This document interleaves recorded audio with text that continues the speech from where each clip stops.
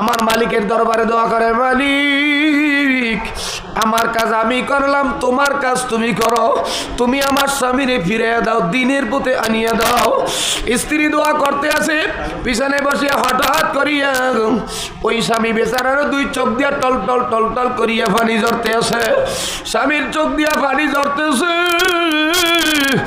স্ত্রী যা খপ করিয়া বইটে নিয়ে বন্ধ করছে, কয় স্বামী ঘুমাব, আজকে রাত্র জীবনের শেষ ঘুম হয়ে যাইতে পারে, একটু নামাজটা আদায় করিয়া ঘুমাও।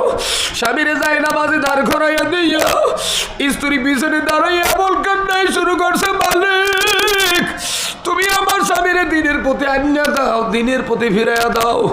নামাজ শেষ করিয়া স্বামীও কান্দে, বিবিও কান্দে। স্বামী স্ত্রীর জড়া ধরে কান্দার বলি, বিবি আমার এই বুঝ জীবনে কেউ দেয় না, এই দোয়া কেউ করে নাই, আমি আজকে তওবা করলাম,